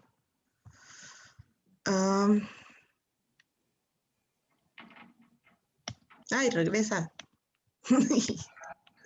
Ya, ok. Sí. En la primera, la paradoja positiva, si te das cuenta, el problema no es el antecedente, sino el consecuente. ¿No? Okay. El consecuente es un condicional de la forma Q implica P. Por ejemplo, si P y Q son fórmulas atómicas, entonces no van a compartir ningún átomo proposicional. Sí, ya entendí. Entonces, el principio aplica incluso, no solo O cuando sea, nuestro antecedente va a ser siempre falso o no lo vamos a poder probar, ¿no? Entonces, no importa que P sea verdadera, el consecuente va a ser falso y por lo tanto nuestro condicional va a ser falso. Ya, muchas gracias. Es que no había entendido que también aplicaba cuando el condicional no es el operador principal. Sí, o sea, para toda fórmula condicional, independientemente de si es el operador principal o no. Ok, ajá. Muchas gracias. Solo tenía esa duda. Ok, gracias, Alberto. Raimundo. Hola, ¿podrías hablarnos un poquito más sobre lo de los cambios Cambridge, los falsos cambios? ¿De qué parte, perdón? El hecho de que a veces, si yo cambio, algunas cosas que se podían decir sobre ti ya no se pueden decir. ¿Qué es lo que está detrás de lo del free John? Ok. Gracias. Claro que sí. El problema ontológico, ¿no? Entonces,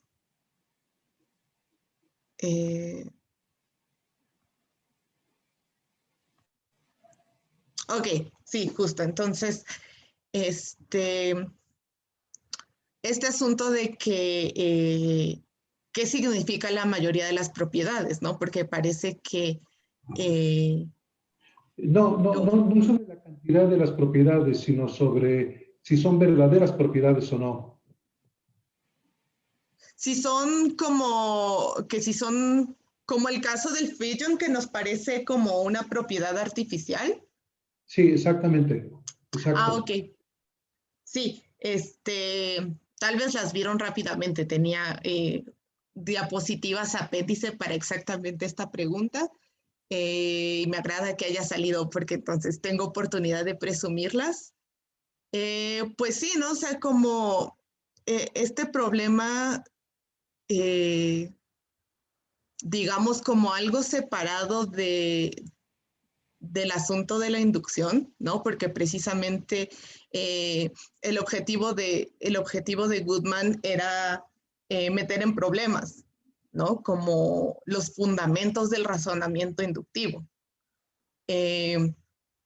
Era eso, ¿no? Que entonces él sale con este caso muy peculiar de Bersul, ¿no? El caso original es como, ok, tenemos este principio general que nos dice que todas las esmeraldas son verdes, ¿no? Entonces, lo que dice Goodman es, yo voy a definir un nuevo predicado, Bersul, que va a aplicar a todas las esmeraldas y va a decir que una esmeralda es Bersul si solo si ha sido examinada antes del tiempo t y es verde, o no ha sido examinada antes, digo, sí, no ha sido examinada antes del tiempo t y es azul, ¿no? Y entonces el resultado de eso es que por aplicación de principios lógicos muy simples, ¿no? Por una aplicación de silogismo disyuntivo, va a resultar que todas las esmeraldas que no han sido examinadas antes del tiempo t son azules, ¿no? Y más generalmente para cualquier esmeralda, si la esmeralda es verde, entonces también es verzul. Lo que la literatura y lo que los comentaristas, por ejemplo, de este problema que expone Fodor, pues son muy parecidos, ¿no? O sea que esta es como una construcción de un predicado artificial para meter en problemas un principio como que nos parece bastante obvio y que, pues justo, ¿no? O sea, una de las razones por las que Goodman tuvo tanto impacto fue que realmente no había una buena explicación, ¿no? O sea, no había una explicación convincente de por qué verzul no es un predicado que que deberíamos de proyectar hacia el futuro, de la misma manera en la que así aceptamos que verde es un predicado que debemos proyectar hacia el futuro. Entonces, este predicado, o sea, este caso de verzul disparó una gran cantidad de discusiones filosóficas, ¿no? En ontología y en metafísica. El caso mismo, ¿no? De qué es una propiedad, propiedades primitivas, propiedades derivadas. Entonces,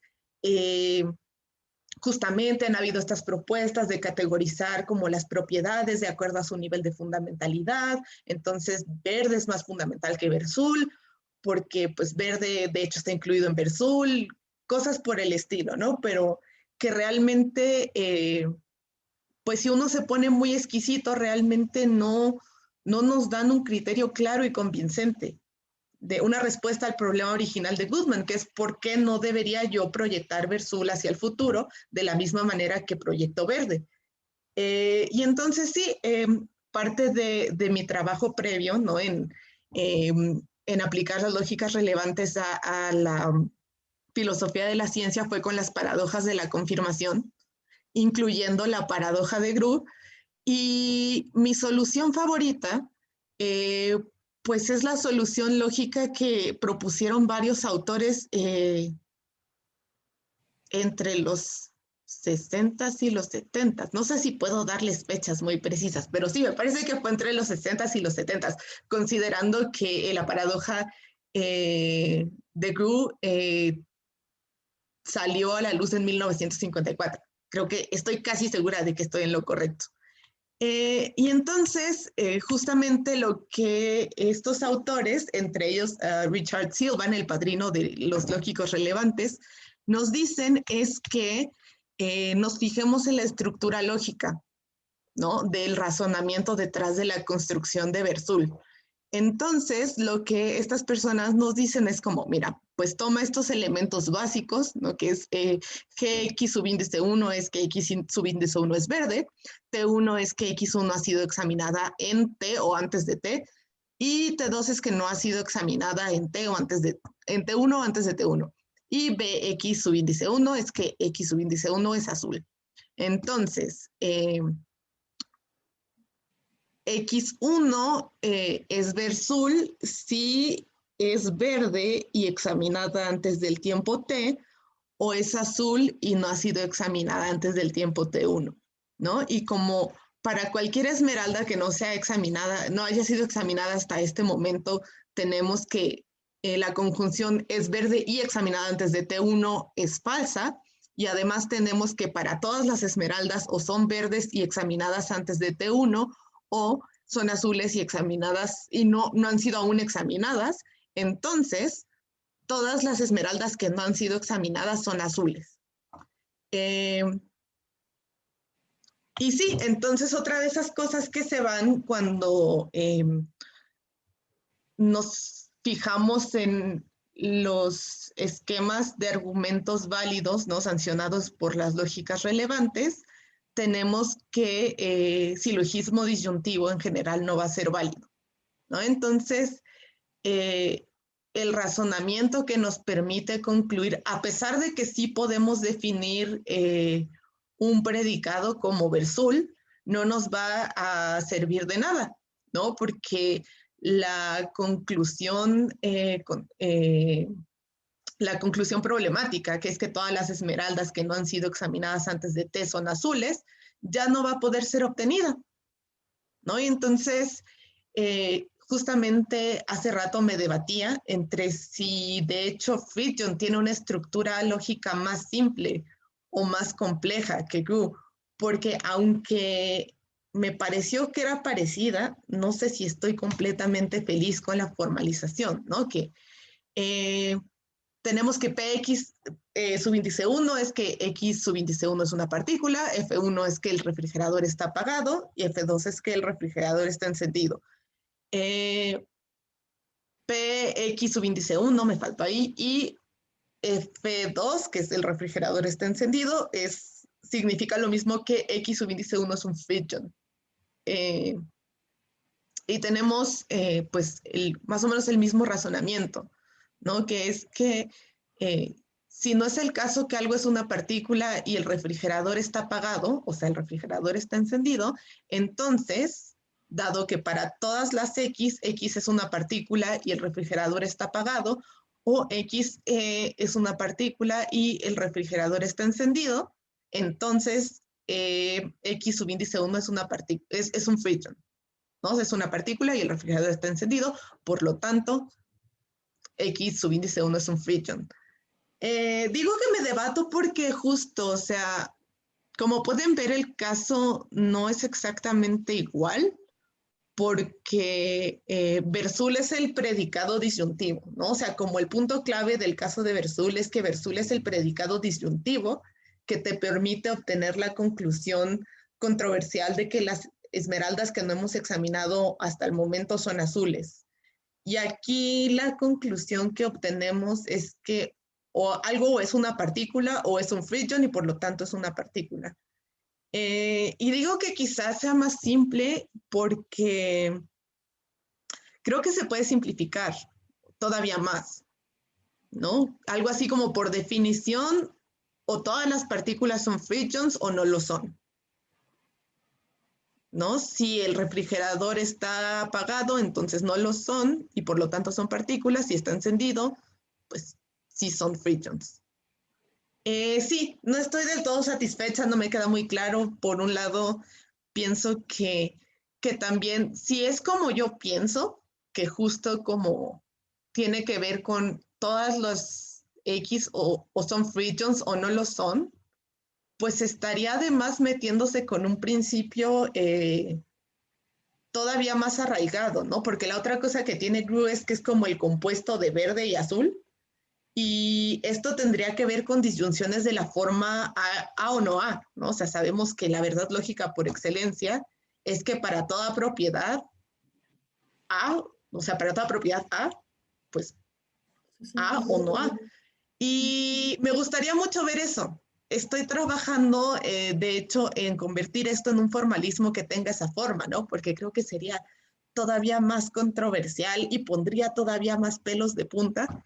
Entonces, sí, muchas gracias por hacerme explicar esto, Raimundo. Ok, pues muchas gracias. El profesor Rivera también tiene una pregunta. Sí, gracias por la presentación, fue muy clara, muy comprensiva, muy completa introducción a este problema del frame problem. Lo que me intriga también, porque eso salió también al final de las cosas que tienes planeado hacer, es cómo, bueno, uno, ¿por qué crees que no basta con la no monotonicidad para manejar todas estas cosas? ¿Por qué crees que hay que añadirle relevancia?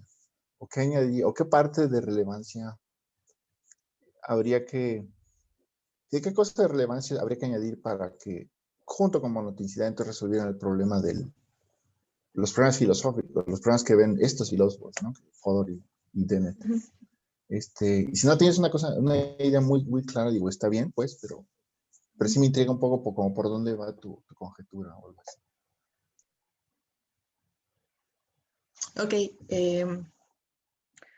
Pues justo creo que una desventaja aquí para mí, por supuesto, es que como recientemente, realmente no exagero cuando les digo que estos son temas de los que no tengo experiencia hablando, ¿no? Porque por mucho tiempo he sabido que justo que existen, pero nunca me he querido meter a fondo, ¿no? A la discusión de cómo funciona la no monotonicidad.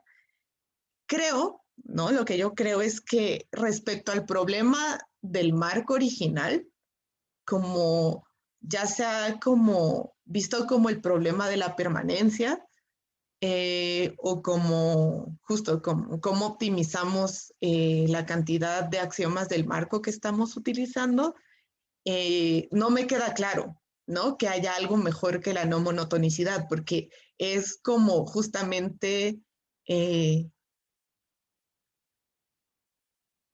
sea, es capturar lógicamente precisamente eso, ¿no? O sea, como este principio general bajo el que operamos de cómo voy a asumir que todo va bien, a menos que tenga evidencia de lo contrario. No sé, realmente creo que la relevancia no tiene nada, sino es que tiene muy poco que hacer ahí.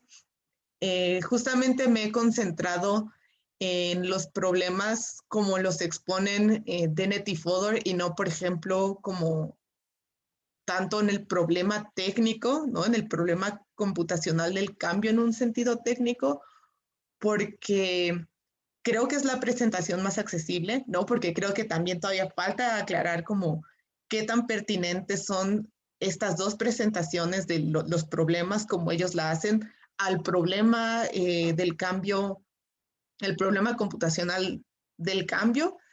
Pero creo que el principio es ese, ¿no? O sea, como algo que es peculiar acerca, por ejemplo, de la presentación del experimento mental de los dos robots, es que pues el segundo caso ejemplifica muy bien por dónde va la cosa, ¿no? O sea, lo que te dicen es como de, bueno, lo que tenemos que hacer es, pues, desarrollar principios de relevancia, ¿no? Que nos ayuden a determinar exactamente cuáles son las inferencias relevantes para el objetivo que estamos tratando de cumplir aquí, ¿no? Y entonces, no les hablé mucho de eso, pero las teorías informales de la relevancia, digamos, se meten en problemas muy parecidos que a otros problemas del marco, porque, por ejemplo, pues claro, o sea, para empezar necesitas un montón de principios, ¿no? O sea, necesitas ir especificando parte por parte cómo es que A es relevante para B. O en dado caso necesitas también, pues, sacar, o sea, especificar y formalizar un principio general, ¿no? Para saber que A es relevante para B. Mucho de la discusión, por ejemplo, se ha centrado en que hay un problema del regreso infinito, ¿no? Que es como el problema complemento de las ramificaciones. Si el problema de las ramificaciones era que, que cada efecto puede empezar su propia cadena causal y entonces las explicaciones como se ramifican pues demasiado, ¿no? Hasta llegar a cosas muy, muy generales, pues parece ser en la dirección contraria, ¿no? A la hora de especificar qué es relevante para cada efecto, entonces corremos el peligro de, ellos lo describen como un regreso infinito. Aún así, muchas personas creen que la mejor alternativa es esa, ¿no? Especificar principios de relevancia a mano, a pesar de que corramos el riesgo de caer en este regreso infinito. Entonces, yo creo que la relevancia, la ventaja que tiene es que justo tal como la no monotonicidad es la mejor formalización que tenemos de este principio intuitivo de voy a tratar todo como normal hasta que tenga evidencia de lo contrario. Entonces, el principio de compartición de variables, que es este que les presenté acá, es eso, ¿no? Es la mejor formalización lógica que tenemos de que un antecedente sea relevante o un consecuente, ¿no? Y entonces, en el sentido de, por ejemplo, los robots de Dennett, que teníamos que el problema del segundo robot era que se distraía evaluando si una forma argumentativa dada, ¿no? Si el argumento, si detono la bomba, entonces, digo, si desactivo la bomba, entonces, o desactivo la bomba o el color de las paredes cambiará. Pues es un argumento que preserva verdad, pero no sé si es lo que queremos que esté pensando nuestro robot en un asunto como de tiempo, de tanta urgencia y tiempo limitado, ¿no? Y entonces la cosa es que si nuestra lógica no sanciona ese principio para empezar, ¿no? O sea, si no es en general válido, entonces no estará codificado, ¿no? Como las formas de argumento válidas en las que puede, o sea, las instrucciones, literalmente como las instrucciones para pensar, no incluyen cosas de la forma si P, entonces P o Q. Y entonces eso va a evitar que nuestro robot se distraiga considerando una cantidad infinita de disyunciones completamente inútiles, ¿no? Ahora que si el propósito de nuestro robot es como aprenderse la mejor teoría de la verdad, pues mejor si le damos todos los axiomas de la lógica clásica. Y sí, o sea, creo que parte es como mi falta de experiencia, pero sí creo que si bien quizás sea posible emular, ¿no? Esta clase de principios de relevancia usando formalismos como no monotónicos, lo que va a pasar es que no van a ser, podría argumentar al menos que no van a ser tan elegantes, ¿no? O sea, podría decir que por mor de tener la teoría más elegante y más optimizada y como más bonita y como que realmente no nos representa ningún sacrificio importante para la aplicación buscada, entonces es mucho más fructífero combinar la relevancia lógica con la no monotonicidad, ¿no? En ese sentido, creo que principalmente sería cómo creo que puede empezar a verse el valor, ¿no? De considerar la relevancia lógica en problemas como estos. Además de que ya si nos vamos como a cosas muy técnicas y estructurales, por razones como que están muy, muy alejadas como de los intereses de esta plática, hay resultados que hay resultados formales que nos dicen que las lógicas relevantes, de hecho, no son monotónicas, ¿no? O sea, los condicionales relevantes tampoco satisfacen monotonicidad, pero de una manera distinta que los razonamientos, o sea, que los sistemas no monotónicos que normalmente se ocupan en el campo de la inteligencia artificial. Entonces, incluso podía argumentar eso, ¿no? Que muy, muy en el fondo, simplemente son dos formas de no monotonicidad distintas. Okay. Oye, y solo curiosidad, nada más ya termino. ¿A qué aluden con eso del agente heideggeriano, ¿cómo dice el artículo? El que nos mandaste leer. Ah, sí. ¿Me podrías abundar un poquito sobre eso? A ver, ¿qué rayos es eso del...? Creo que es hasta donde yo entendí... Parece que viene de Dreyfus, tú ya sé de qué pie coge. Pero... sí, o sea, sí intriga, entendí... Si sabes una cosa un poquito más sobre eso. Si entendí bien, es esta analogía de que, digamos, la correspondencia filosófica, ¿no? O sea, como la discusión filosófica que corresponde a la inteligencia artificial basada en lógica, nos ha dado problemas como los como los que Dennett y Fodor han expuesto, ¿no? Y por otro lado, está este cambio dentro del campo de la inteligencia artificial, ¿no? Está este cambio de la inteligencia artificial basada en lógica, que es como muy representacional y muy de este tipo de como justamente de tener como contenidos proposicionales que se modifican con patrones inferenciales, comparado con lo que se llama inteligencia artificial procedural, de la que no sé absolutamente nada, excepto que funciona de una manera, digamos, más holística, ¿no? O sea, el paradigma de este tipo de inteligencia artificial no es esta idea justo de que la mejor manera de representar conocimiento y de representar cambios y de representar actitudes proposicionales dinámicas, por ejemplo, es mediante como enunciados que vamos a modificar mediante patrones o reglas de inferencia, sino como una cosa un poco más holística, como que no necesariamente está representada como justo como patrones argumentativos formales, y entonces la analogía más cercana, ¿no? Como el correlato de la discusión filosófica de este otro paradigma de la inteligencia artificial, por alguna razón que desconozco, es Heidegger, ¿no? O sea, como me haría falta leer más Heidegger, pero sí, según yo, ese es como el punto principal es ese, ¿no? Que como justo además, pues esta discusión en términos filosóficos ha estado muy basada en la filosofía analítica, ¿no? Y justo también es como de estos teóricos de la mente preocupados con este asunto de que la mejor manera de comprender lo que está pasando es mediante herramientas formales y esto. Entonces, pues se vuelve todavía un contraste más drástico, ¿no? Porque uno diría que Heidegger es como lo opuesto a la filosofía analítica. Entonces, es esa misma oposición, creo yo, entre la inteligencia artificial basada en lógica y la inteligencia artificial más holística, y entonces las teorías como del razonamiento que sí son como muy formales de las que no lo son. Muy bien, mil gracias. De nada. Bueno, muchas gracias. Luis, a ver. No.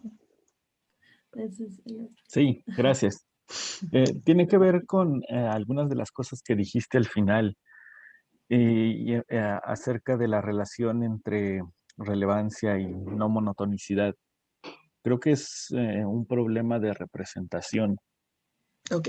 Porque si usas, por ejemplo, una presentación de cálculo de secuentes para alguna lógica de la relevancia estándar, pues no vas a tener la regla de debilitamiento.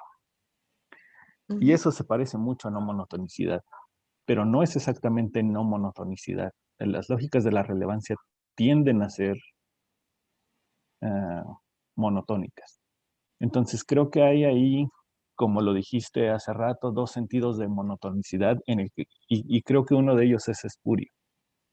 Entonces creo que si estás intentando ir por esta solución uniforme basada en las lógicas de la relevancia, que entiendo que por propósitos de la presentación las llamaste así, pero son bastante no estándar incluso para los lógicos de la relevancia. Creo que podrías irte por ese lado. Todo eso que te gusta del enfoque no monotónico tal vez se pueda recuperar en la parte de las fallas de debilitamiento que están presentes en las lógicas de la relevancia. Ya veo. Sí, pues creo que como dije, como mi desventaja en este tema en particular es que es esa resistencia que he tenido durante demasiado tiempo de comprender a detalle, ¿no? ¿Qué es lo que significa la no monotonicidad en el contexto técnico? Pues sí, a mí me encantaría ofrecer una solución uniforme en el sentido de que es una misma solución para todos los problemas, ¿no? Pero sí, primero me tengo que poner a investigar. Y una última cosa, y ya me callo. Que en algún momento dijiste que no te sentías cómoda porque había ciertas asimetrías entre el caso de Versul y el de los Frithions. Y creo que mencionaste que era muy importante el predicado Versul en el caso de Goodman y no teníamos algo así en el otro caso. Pero ya que citaste al Padrino, creo que conviene que revises algunas de las partes en las que dice que el predicado Versul no está haciendo nada del trabajo, que en realidad se parece muchísimo a las paradojas antiguas de Hempel y que pues está no de adorno completamente, ¿no? Pero no es lo que está causando el problema, ¿no? Entonces yo no me preocuparía tanto por esa asimetría entre los dos casos tampoco. Sí. Ya. Gracias. Muy bien, gracias. Ok, muchas gracias, Luis. Raimundo. No sé si te puede ayudar un poco que alguna gente en lógica relevantista ha tratado de hacer una distinción entre propiedades. Y a lo mejor te puede ayudar la idea de que no todo predicado es una propiedad. Y los ejemplos que tú nos has dado son bastante claros. Free John es un predicado que se puede aplicar con verdad sobre mí, pero no es una propiedad sobre mí. En realidad es una propiedad del refrigerador de Fodor. Entonces, hacer esa distinción, porque a ti te interesa también la parte ontológica, metafísica, te puede servir. Gente como Mike Dunn ha estado tratando de desarrollar una teoría desde hace varias décadas sobre predicación relevante. Es verdad. Cuando un predicado es realmente una propiedad y cuando son como esos cambios Cambridge o como las relaciones entre la propiedad que tiene Platón de ser más alto que Sócrates. Y si Sócrates crece, entonces Platón pierde ese predicado verdadero, ya no es verdadero de él, aunque nuestra intuición es que si no cambió nada en Platón, no ha perdido ninguna propiedad. Entonces, tal vez te pueda servir porque alguna gente, como tú sabes, ha tratado de decir, el problema con decir que una esmeralda es verde o que es verde azul, es que realmente verde azul no nada más es un problema inductivo, sino que me está bloqueando esa inercia, ese principio de inercia de que no cambien las cosas porque sí. Tú citabas a Ockham, que no haya magia, que no pase algo sin ninguna causa, motivación, explicación, antecedente, como le queramos llamar. Y en ese sentido, verde-azul no tiene mucho sentido, y un robot que esté tratando de conocerme no tiene por qué tratar de conocer el refrigerador de Fodor, aunque es un predicado verdadero sobre mí. Pero ser predicado verdadero no es lo mismo que ser propiedad de un objeto. Creo que esa es la intuición que te puede servir para la parte metafísica.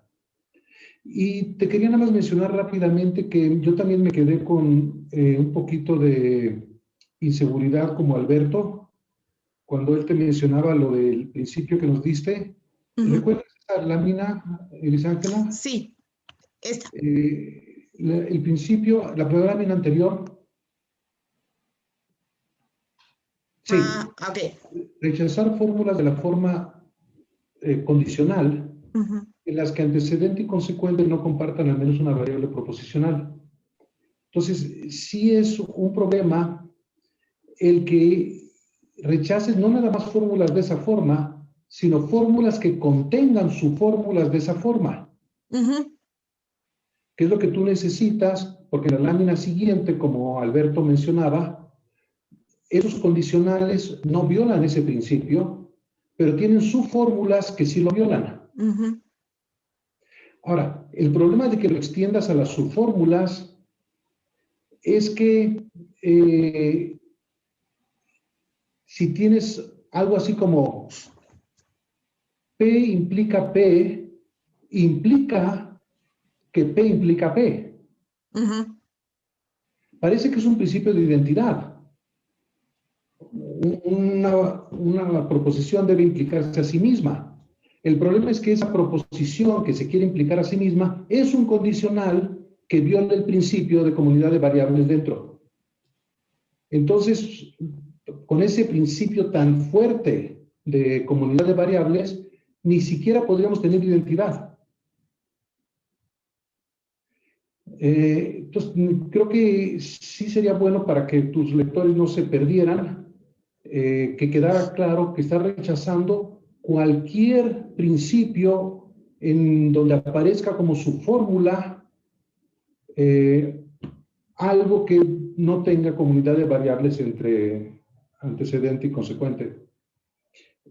Por cierto, como tú sabes, la adición no es la única regla que produce infinitas consecuencias. Sí. La conjunción también. Y suena muy raro decir que no es relevante a las premisas de P y Q, la conjunción de P y Q.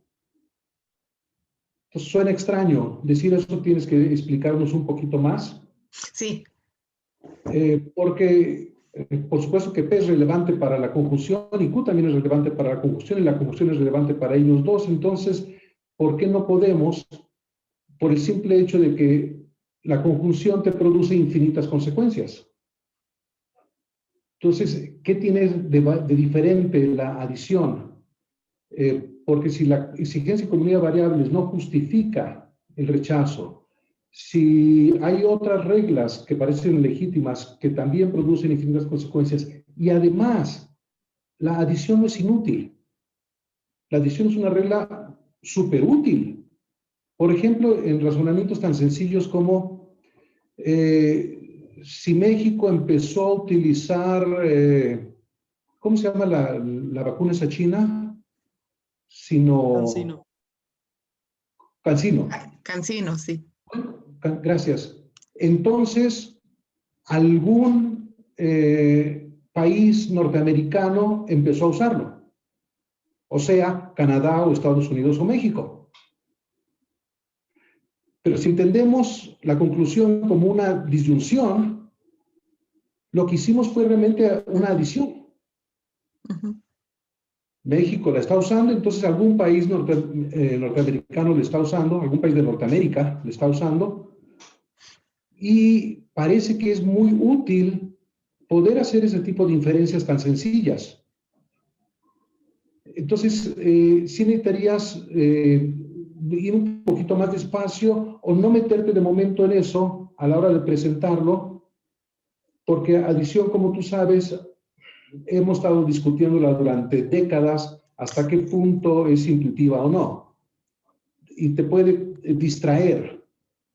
Pero sí que quede un poco más claro cuál es el principio de comunidad de variables y si se va a aplicar hasta en sus fórmulas donde parece ser realmente extremo. Y ojalá te sirva la parte de metafísica, que creo es la parte filosóficamente más interesante de todo este problema del marco. Sí, creo que va a ser, gracias Raimundo, creo que va a ser útil aquí también en esa secuela en la que estoy trabajando acerca de las paradojas de la confirmación, ¿no? Porque aquí como en ese tema tenemos este asunto de la distinción entre propiedades y predicados y muchas gracias por tus comentarios sobre esta última parte, o sea, sí debo decir que pues es la parte más experimental. Sí, como que la hice no solo con un poco de prisa, sino que también como precisamente, ¿no? Creo que fue el resultado de este conflicto de querer dar una probadita, pero no asumir como familiaridad con el tema. Y sí había visto, ¿no? Como esto también es la confirmación de que una dificultad más adelante iba a ser precisamente elegir un principio de relevancia adecuado, ¿no? O sea, está ahí de momento o sea, está formulado así de momento porque en primer lugar quise presentarlo de la manera más intuitiva posible y pues porque esa es como una versión del principio clásico, ¿no? Pero sin duda está esta otra discusión acerca de qué tan fuerte debería ser nuestro principio de relevancia. Y pues creo que justo, ¿no? Esa clase especialmente en discusiones acerca de aplicación de lógicas, se vuelve especialmente sensible, ¿no? O sea, como si es cierto que tu motivación principal va a ser que puedes invalidar ciertos esquemas de argumentos porque no te son útiles para para esa aplicación que tienes en mente, ¿no? O sea, por ejemplo, creo que me pareció especialmente útil este ejemplo que hacías, porque la cuestión es que el lenguaje que se asume, ¿no?, es primer orden, y entonces precisamente algunas de las disyunciones más truculentas son las de los cuantificadores existenciales. Entonces tal vez no sea momento de meter toda una teoría acerca de la cuantificación relevante. Entonces sí, muchísimas gracias. Okay. Sí, tienes razón. Y piensa en un robot al que le pides, tráeme una fruta. Sí, va a ser un problema. Ok, muchas gracias.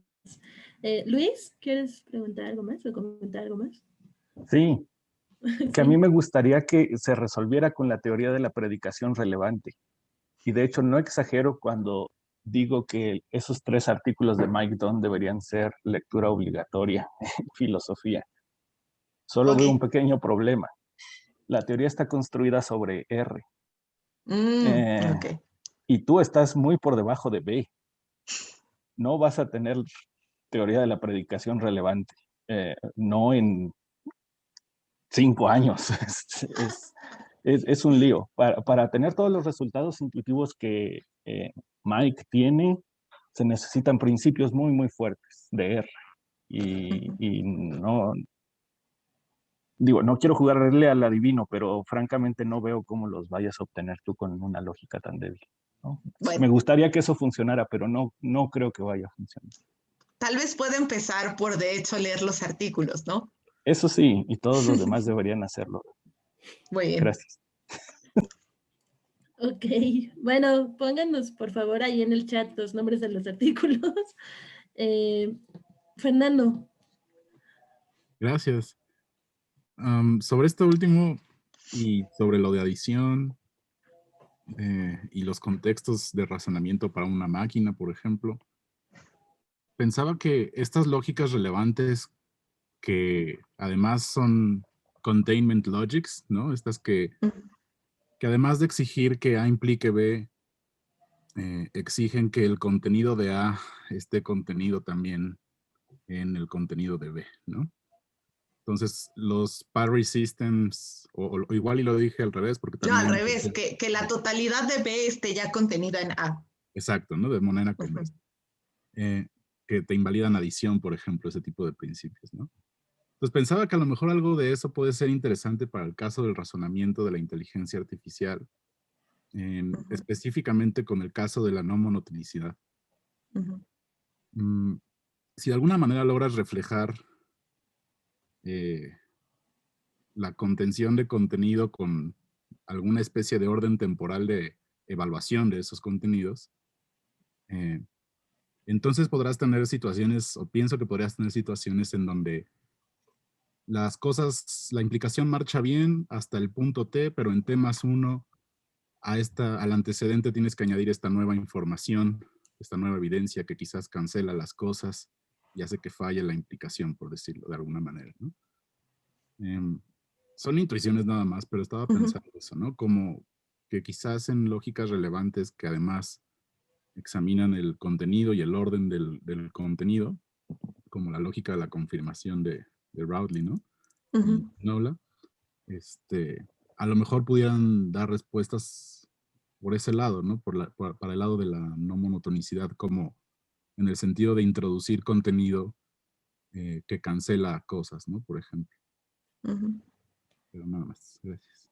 Gracias. Pues sí, o sea, como acabo de leer como parte de mi poca experiencia al presentarles como la probadita de lo que me gustaría hacer en el futuro, es el artículo de Silvan, donde habla de los problemas del marco y justamente especifica que no basta una lógica relevante, sino que también debe ser una lógica de la contención analítica, ¿no? O sea, debe satisfacer esta propiedad de que el consecuente debe estar totalmente contenido en el antecedente. No he logrado descifrar por qué. En mis sueños, la versión todavía más general de esto es precisamente hacer esta comparación general de la no monotonicidad usual, ¿no? O sea, como de los sistemas no monotónicos como aparecieron como propuestas de soluciones a este tipo de problemas.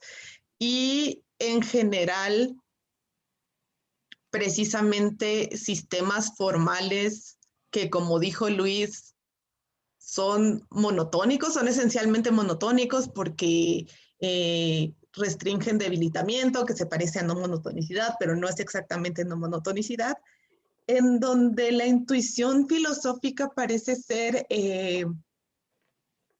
no vamos a sacar conclusiones que no podemos justificar, ¿no? O no vamos a meter más información de la que requerimos, ¿no? Entonces, en mis sueños esto se convierte en una comparación muy general de eso, ¿no? O sea, de cómo se compara la no monotonicidad original con estas nuevas ideas de que lo único que se requiere, ¿no? Simplemente es una relación de entailment, ¿no? De implicación semántica, de no sé cómo le decimos, pero sí, o sea, una relación premisas-conclusiones más estricta, más estrecha, más cautelosa, ¿no? Entonces, si en principio no estás sacando más conclusiones de las que tienes suficiente motivación para sacar,